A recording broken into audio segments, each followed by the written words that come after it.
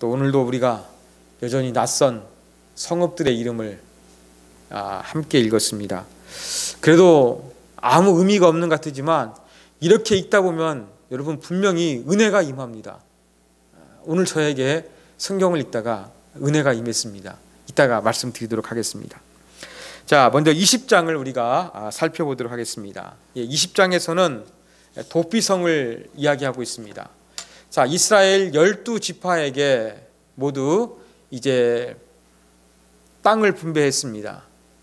남은 것은 딱 두 가지가 남았어요. 뭐가 남았느냐? 이제 하나님께서 모세에게 말씀하셨던 도피성을 지정하는 것입니다. 그리고 이제 레위 지파, 이 성소에서 사역을 했던 레위 지파 사람들을 위해서 그들에게 살 수 있는 그러한 성읍들을 분배하는 것, 이 두 가지가 딱 남았습니다. 이 두 가지가 20장과 21장에서 이루어지게 됩니다. 여러분, 십계명에 보면 살인하지 말라라는 그러한 말씀이 있습니다. 또 사람을 죽인 자는 반드시 죽이는 것이 율법에 정한 것이었습니다. 그래서 살기 위해서 거룩한 하나님의 임재의 상징인 그 여호와의 단에 있다 할지라도 그를 끄집어내서 죽여야 되는 것이 하나님께서 정한 법이었습니다. 그런데 고의성 없이 실수로 사람을 죽이는 경우, 이러한 경우에도 그 사람을 죽여야 되느냐? 이러한 문제가 발생합니다. 이러한 억울한 죽음을 방지하기 위해서 하나님께서 명령하신 제도가 바로 도피성 제도입니다. 우리나라에도 이와 비슷한 제도가 있었습니다. 여러분, 그 사만 시대에 보면 마한을 중심으로 매년 1년에 한두 차례 정도 천신께 제사를 지냈다고 합니다. 그 제사를 지내는 장소를 소도라고 했는데요, 그 소도는 천신께 제사하니까 거룩한 곳이었어요. 그래가지고 이 거룩한 곳에서는 사람이 함부로 할 수가 없는 거예요. 사람을 죽이지도 못하는 그러한 장소였습니다. 소도에서는. 그러니까 강도나 또 이 죄를 범한 사람들이 이 소도에 들어와서 있었습니다. 왜요? 그곳에 들어와 있으면 소도가 거룩한 곳이기 때문에 사람을 죽일 수가 없으니까 자기의 생명을 유지하기 위해서 이렇게 이용됐다는 그러한 역사적인 기록이 있습니다. 고대 근동도 마찬가지입니다. 가족이나 친척 중에서 누가 살해를 당하게 되었으면 복수를 하는 것은 그의 혈육이 감당해야 될 그러한 아름다운 의무였습니다. 고의가 아닌 실수로 사람을 죽인 경우에도 복수하는 것이 정당하게 여겨졌습니다. 이렇게 뭔가 죽임을 당한 사람에게 복수를 해야 죽은 사람에 대한 예의를 갖추는 것으로 그렇게 인식됐던 문화가 있었던 것이지요. 그러다 보니까 누군가가 의도를 가지거나 아니면 실수로 죽이게 되면 또 다른 연쇄 그러한 보복 살인이 일어나게 되었습니다. 이런 것을 이제 방지하기 위해서 하나님께서 정한 제도가 도피성 제도인 것입니다. 예를 들어서 두 사람이 나무를 하기 위해서 산에 올라가서 도끼로 장작을 팼습니다. 도끼로 이렇게 나무를 패다가 이 도끼에 무거운 이 도끼날이 빠져가지고 그만 한 사람이 죽고 말았습니다. 그럼 어떻게 되겠습니까? 의도적으로 살인을 한 것인지 아니면은 고의적으로 그렇게 실수로 인해서 과실치사라고 하죠. 사람을 죽인 것인지 이것을 분별해야만 했던 것입니다. 그래서 비의도적으로 과실치사하게 되면 그 사람을 죽이는 것이 아니라 복수를 당하기 전에 그 사람이 살 수 있는 그러한 공간을 마련해 줬던 것이 바로 도피성 제도였습니다. 자, 이렇게 3절에 도피성으로 피신할 수 있는 그러한 사람에 대해서, 조건에 대해서 이야기를 하지요. 부지 중에 실수로 사람을 죽인 자였습니다.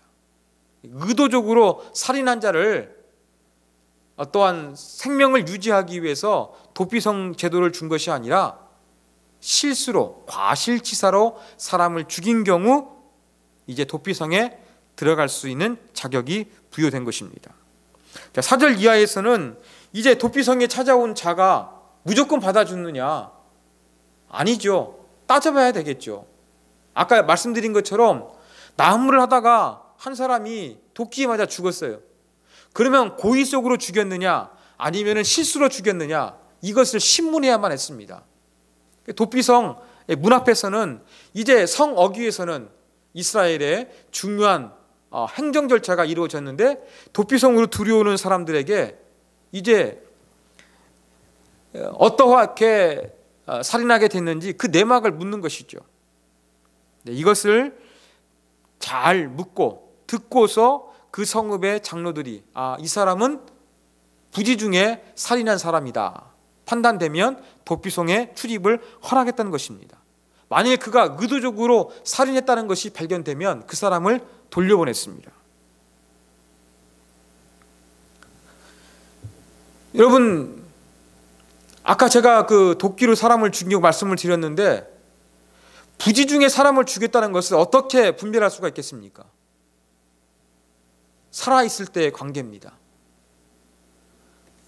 그 나무하러 도끼를 가지고 두 사람이 올라갔는데 뭔가 사이가 안 좋은 전조 증상이 그들 두 사람 사이에 있었는지 없었는지, 이것을 잘 살펴가지고 의도적인 살인인지 과실치사인지를 판별했던 것입니다. 자, 일단 그래서 비의도적인 살인이 이루어지게 됐다, 과실치사가 되었다 하면은 그 사람을 이제 받아들였습니다. 그러면 어느 정도 거기에서 머무를 수 있을까요? 자, 일단 사람이 내가 사람을 실수로 죽였습니다. 지금 피해 보복자가 나를 찾아왔는데 나의 생명을 지켜주십시오. 일단 그 도피성에 도착하게 되면 정식 재판이 이루어질 때까지는 보호해 줘야 되는 것입니다. 정식 재판에서 통과되면 도피성 안으로 들어가고, 그렇지 않으면 다시 다른 곳으로 이동해야만 했습니다. 자, 또 한 가지 머무른 기간은 언제였느냐? 대제사장이 죽은 이후에는 이제 모든 것이 원상복귀가 되었습니다. 여러분, 피 흘림이 없이는 죄사함이 없다 그랬습니다. 부지 중에 사람이 죽었다 그래가지고 그냥 용서해 주는 것이 아니라 대제사장이 피를 흘림으로 말미암아 그것을 기준으로 해서 이 도피성에 머물렀던 사람이 자기의 고향, 자기의 가족으로 돌아갈 수가 있었습니다. 이것을 볼 때 바로 이 도피성 제도의 모습은 예수 그리스도를 나타내고 있음을 알 수가 있습니다. 자, 이렇게 해서 도피성에 들어온 사람이 있습니다. 그 도피성 안에 사람이 어떻게 살았겠습니까? 자유롭게 살았을까요? 아닙니다. 여러분, 도피성에 이 들어온 사람은 이 각 레위 지파에게 주어진 그러한 성임이니까 이 레위 지파에 있는 성막에 관계된 그 사역들, 제사장을 돕거나 허드렛 일을 하면서 그렇게 살게 되었습니다. 아니면은 성전에서 이렇게 레위 사람들을 도와서 그렇게 사역을 했습니다. 자유롭게 살 수 있는 권리는 언제 있었느냐? 아까 말씀드린 대로 대제사장이 죽게 되어서 그가 가족으로 돌아갈 때 자유로운 삶이 다시 회복되어졌다. 그렇게 우리가 이것을 기억하시면 되겠습니다. 자, 그리고 이제 7절 이하에서는 이 도피성의 숫자와 위치를 이야기하고 있지요. 7절에서는 이제 가나안 본토 요단 서편이죠. 그쪽에 있는 도피성의 위치. 그 다음에 8절에서는 요단 동쪽에 있는 그러한 도피성의 위치를 이야기합니다. 자, 여러분 제가 준비한 한번 지도를 보십시오. 지도를 보시면 되겠습니다. 지도를 보시면 납달리 지파 가운데 게데스가 있지요. 빨갛게 되어 있는데, 그 다음에 서쪽 므낫세 지파 가운데 아래쪽에 보면은 세겜이 있습니다. 그리고 유다 지파의 그러한 성읍 중에서 헤브론이라는 곳에 도피성이 있었고요. 그 다음 요당 동편 므낫세 동쪽에서는 골란이란 지역 가운데쯤 있지요. 그 다음에 길르앗 라못 갓지파에 있었는데 므낫세와 경계 쪽에 있지요. 그 다음에 르우벤 지파 속에서는 그 벳셀 쪽에 그렇게 6개, 3개씩 6개의 도피성이 있었다. 이것을 가르쳐 주고 있습니다. 자, 여기에서 한 가지 더 주목할 것은 무엇이냐면, 도피성에는 누가 들어갈 수 있느냐? 이스라엘 12지파만 들어가는 것이 아니라 9절에 보면은 거류민도 들어갔어요. 비유대인들이 12지파에 속하지 아니한 사람들도 도피성에 가서 그들의 생명을 유지하고 보호받을 수가 있었습니다. 바로 만인을 위한 제도라는 것을 우리가 알 수 있지요. 또 한 가지 주목할 게 있습니다. 여러분, 고대 근동 다른 나라에서는 사람을 죽이게 되면 복수해야 돼요. 그런데 이 속전을 지불해가지고 죽임을 면할 수가 있었습니다. 예를 들어가지고 아무개를 죽였습니다.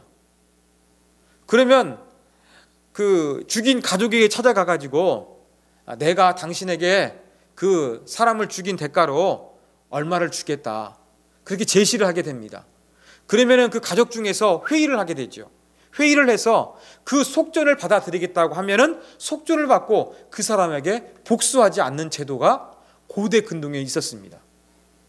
그런데 이스라엘의 이 도피성과 관련된 제도 가운데는 속전 제도가 없었습니다. 이게 뭘 의미하겠습니까? 기독교에서는 생명이 중요합니다. 생명이 왜 중요하냐? 하나님의 형상이 있기 때문에 그렇습니다. 살인하는 것은 물리적인 호흡을 끊는 것 그 이상으로서 하나님의 형상을 말살하는 거예요. 그렇기 때문에 하나님의 형상을 말살하는데 제물로 그렇게 바꿀 수 있는 것이 아니라는 것을 하나님께서 엄숙히 알려주시기 위해서, 여러분, 사람을 부주중에 죽인 사람은 속전 제도를 통해서 생명을 부지할 길이 이스라엘 법규에서는 없었다는 것을 여러분이 기억하시면 되겠습니다. 자, 이것이 바로 20장의 내용이고요. 그 다음에 우리 이제 21장을 살펴보도록 하겠습니다. 21장은 레위 지파 사람들에게 성읍을 분배한 내용이 나오고 있습니다.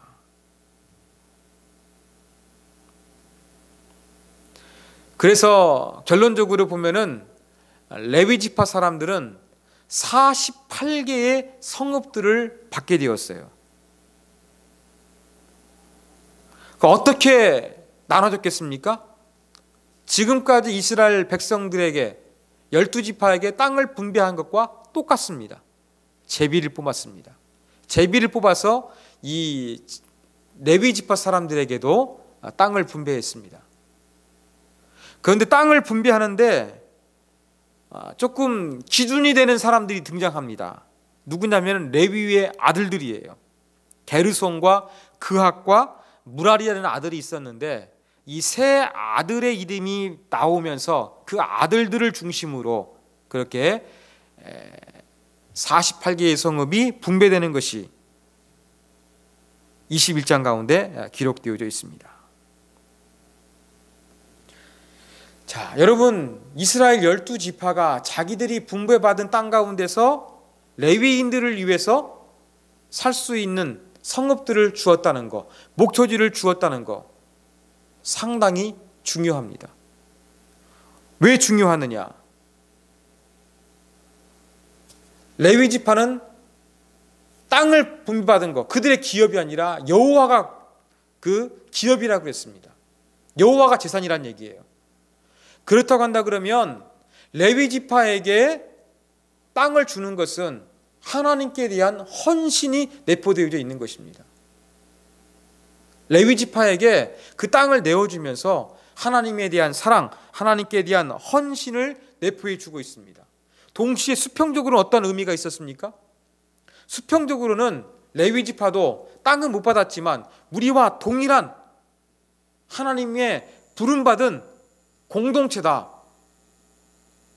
한 민족이다, 하나님 나라의 백성이다 라는 그러한 의미가 있었습니다. 또 한 가지 영적으로도 아주 중요한 의미가 있었습니다. 그게 바로 무엇이냐? 바로 그들의 삶 가까이에 레위인들이 있음으로 말미암아 내가 범죄했을 때 가서 제사를 드릴 수도 있었고, 내가 가까이 있는 레위 사람들을 통해서 하나님의 말씀을 배울 수 있는 장점이 있었습니다. 제가 설교를 준비하면서 보니까 어떤 자료에는 이스라엘 사람들은 15km 이내에 레위인을 만날 수 있는 거리가 있었다고 합니다. 그만큼 어느 정도 조금만 걸어가다 보면은 하나님께서 레위 지파에게 성읍들을 주셔서 내가 범죄했을 때 제사를 드릴 수 있고, 내가 하나님 말씀을 배우기 위해서 달려갈 수 있는 근거리에 레위 지파 사람들이 살고 있었다는 것이죠. 즉 영적으로 늘 하나님과 가까이 하는 삶을 살 수 있도록 레위 지파가 그렇게 이스라엘 12지파 가운데 흩어져 머물게 되었다라는 것을 우리가 기억해야 되겠습니다. 자, 이제 이러한 내용이라는 걸 제가 말씀을 드렸고, 이제 여기에서 배울 수 있는 영적인 교훈점을 우리가 한번 생각해 보도록 하겠습니다. 첫 번째 영적 교훈입니다. 여러분, 도피성은 예수 그리스도의 모형이라는 것이죠. 물론 도피성 제도를 통해서 이 비의도적으로 살인을 저지르게 된 사람을 보호하는 것, 인권의 차원에서 이러한 제도가 있었지만, 궁극적으로는 기독론적인 우리의 구원자 예수 그리스도를 예표하는 것으로 우리가 해석할 수가 있다는 것입니다. 예수 그리스도는 우리의 도피성이에요. 하나님 앞에서 우리 모두가 죄인인데 이 죄에서 멸망당하지 않고 살 길은 무엇이냐? 도피성이신 예수 그리스도에게 달려가는 거예요. 도피성은 이러한 예수 그리스도를 예표하고 있는 것입니다. 자, 근거를 살펴보겠습니다. 자, 지도를 보시면 6 지명이 등장하지요. 그런데 이 6 지역의 여러분 지명과 관련된 이 어원을 보면 상당히 조금 예수님과 연결시킬 수 있는 그런 가능성이 상당히 많습니다. 자, 납달리 지파에 있는 게데스, 가데스의 뜻은 거룩하다는 동사에서 시작됐어요. 거룩과 관련이 있습니다. 자, 그 다음에 서쪽 므낫세 지파에 있는 세겜도 어깨에 짐을 매달하는 그러한 동서에서 파생된 그러한 지명입니다. 죄짐 생각해 볼 수 있겠지요. 자, 그 다음에 유다 지파에 있는 헤브론의 뜻은 친교, 연합이라는 뜻을 가지고 있습니다. 예수님께서 우리와 하나님과 관계를 회복시켜 주셨죠. 하나님과 하나 될 수 있도록, 연합할 수 있도록 하셨죠.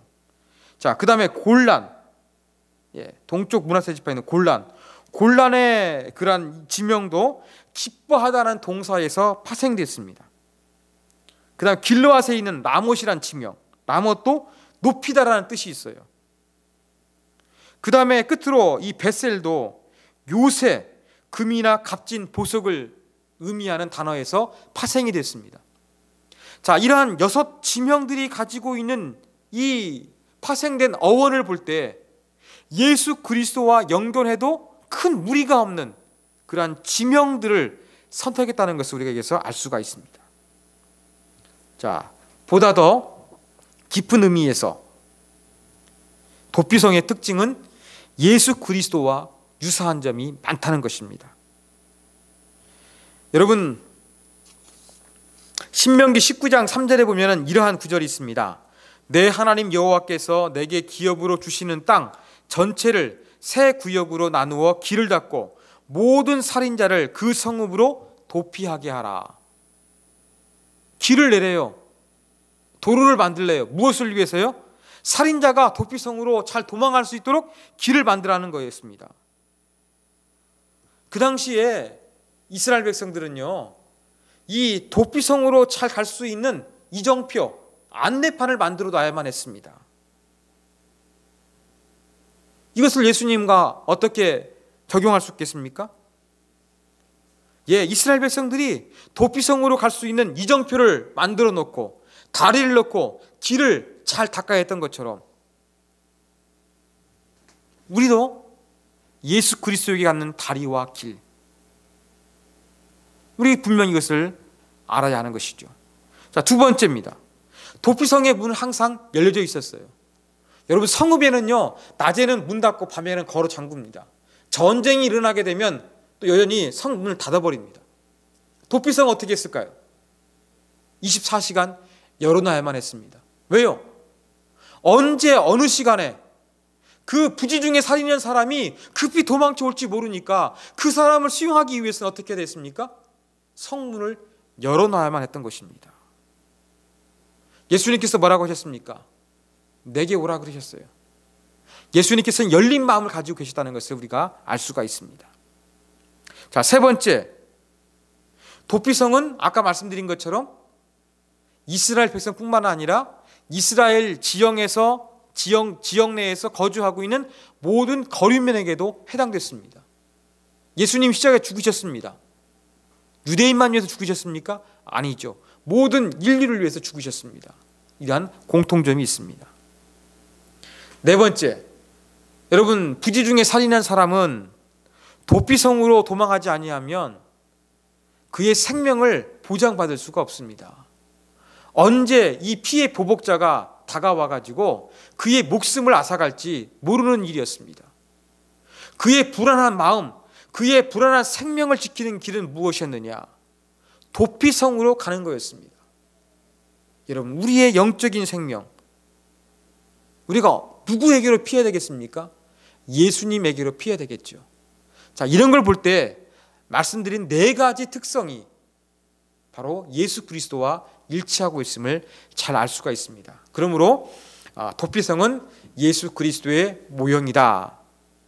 우리의 구원자 예수 그리스도를 예표하는 것이다. 그렇게 우리가 정리해 볼 수 있습니다. 자, 또 한 가지는 레위 지파의 삶입니다.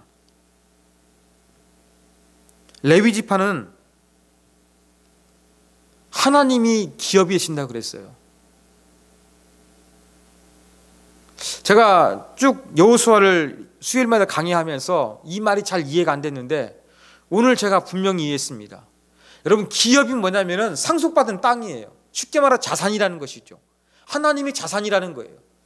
레위인에게 하나님 자산이라는 얘기는 무엇입니까? 하나님의 일을 하는 거예요. 하나님께 제사 드리고 하나님 말씀을 가르치고 하나님 말씀을 잘 보존하는 거, 레위 지파 사람들이 감당해야 될 역할이었습니다. 이게 바로 레위 지파의 자산이었습니다. 그러면서 목사인 저에게 적용되는 게 무엇이냐? 내 재산은 무엇이냐? 하나님 말씀이라는 것입니다. 레위 지파가 이 더욱더 성전에서 여러 가지 이루어지는 일들, 하나님과 이스라엘 백성들의 관계를 위해서만 존재했던 것처럼 교회에서 목사도 하나님의 사람들을 더욱더 하나님 말씀으로 잘 섬길 수 있도록 제가 존재하지 않습니까? 그렇다고 한다 그러면 저의 분깃이 무엇이냐? 제 재산이 무엇이냐? 하나님이에요. 레위 지파는 그의 생계 문제를 어떻게 했느냐? 일하지 않았습니다. 뭐 했느냐?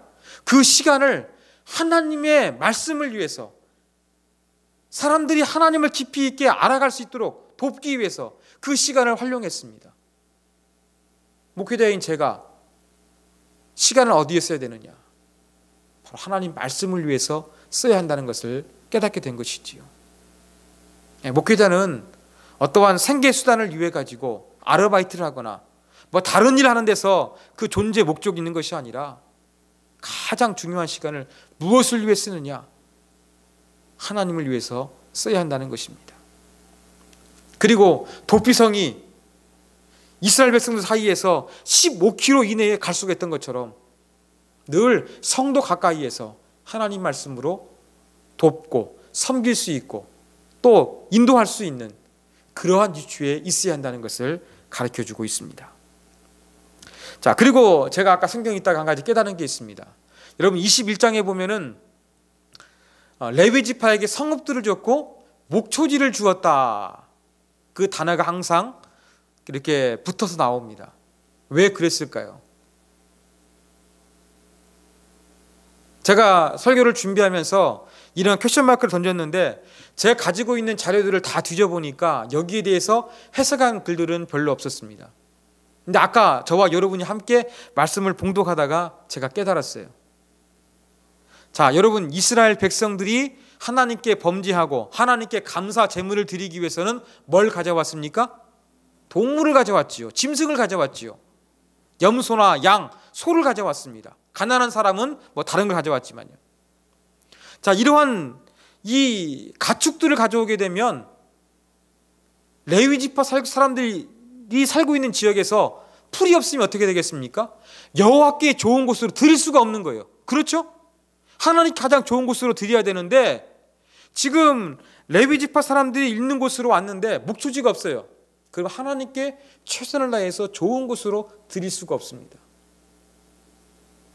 아마 이러한 이유 때문에 하나님께서는 이스라엘 백성들에게 레위 지파의 성읍들을 주면서 목초지를 항상 같이 준 이유가 어쩌면 이 동물을 가지고 제물로 삼아 제사 드리는 특징 때문에 이러한 연관성이 언급되지 않나 그렇게 생각되어집니다.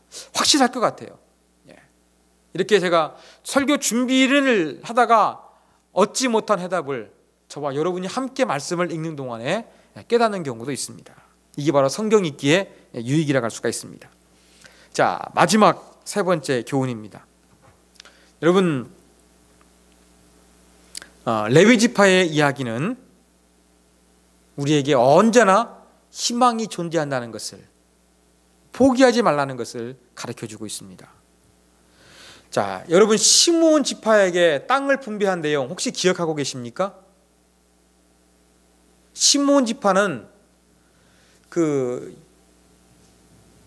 야곱의 딸 딥나가 세겜 족속에게 강간을 당했습니다. 그때 레위하고 시므온이 세겜 사람들을 속여가지고 할례를 행해가지고 그들을 피로 도륙하게 되지요. 이 사건 때문에 야곱은 죽으면서 12아들을 축복하지만 시므온에게는 거의 저주와 같은 축복을 했다. 그렇게 말씀을 제가 드렸습니다. 그래서 시므온은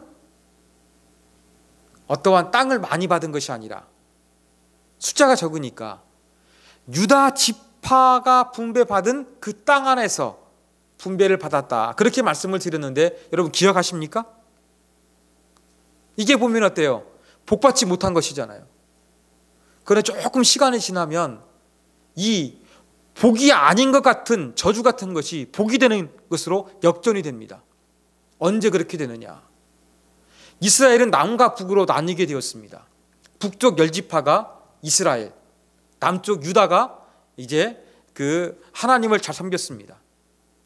자, 북쪽이 아수르에게 멸망을 당했습니다. 주전 721년이죠. 721년이죠. 그 남쪽 유다는 언제 멸망당했느냐? 주전 587년에 멸망당했습니다. 그 시므온은 어땠습니까? 신실한 유다 지파 안에서 살았기 때문에 조금 더 이 나라 없는 서름을 늦게 경험하게 된 것이죠. 그런 측면에서 그들의 저주가 나중에는 어때요? 복이 되는 경우가 있다는 것입니다. 자, 이제는 레위 지파를 한번 보겠습니다. 자, 레위 지파도 보면 흩어져 살았습니다. 48개의 성읍에 의해서. 그런데 성경을 자세히 보면은요, 레위 지파를 통해서 왕은 나올 수 없었지만 신앙적으로 훌륭한 사람들이 많이 배출되었습니다. 여러분 아시는 것처럼 모세, 아론, 또 비느하스, 어떤 세례 요한, 이러한 사람들이 전부 다 레위 지파 사람들이었습니다. 여러분, 저주를 받아서 흩어지게 되었어요. 흩어지게 되었지만 이 저주의 결과로 말미암아 흩어짐을 경험하게 되었지만, 흩어져 가지고 완전히 영원히 저주 가운데 살았느냐? 그게 아니라 흩어짐이 오히려 그들에게 복이 되는 경우도 있다는 것을 가르쳐주고 있습니다. 여러분, 어떠한 사람은 결정론적으로 살아갑니다. 내 인생은 안 될 거야. 나는 범죄했기 때문에 하나님이 나를 크게 사용하시지 않을 거야. 여러분, 이러한 마음을 갖기 쉽습니다. 오늘 하나님 말씀은 우리에게 어떠한 소망을 주고 있습니까? 저주도 복이 될 수 있다는 가능성을 보여주고 있습니다. 거룩하시고 자비하시고 사랑이 많으신 하나님의 손에 의해서는 우리가 하나님께로 돌아가기만 하면, 우리가 하나님을 신실하게 믿기만 하면 그 저주도 얼마든지 복이 될 수 있다는 사실 기억하면서 여러분, 희망을 놓지 마십시오. 믿음을 잃지 마십시오. 신실하심을 포기하지 마십시오. 바로 이러한 소망을 이스라엘의 땅 분배 과정을 통해서 우리 가운데 던져주고 있다라는 것을 여러분 기억하시기 바랍니다. 자, 오늘도 하나님께서 우리에게 주신 말씀을 가지고 같이 한번 우리 기도하기를 원합니다. 오늘 도피성을 통해서 또 레위지파 땅 분배를 통해서 우리 가운데 교훈점을 줬습니다. 제가 교훈점 3가지를 말씀했지만 크게는 2가지죠. 도피성은 예수 그리스도의 모형이다.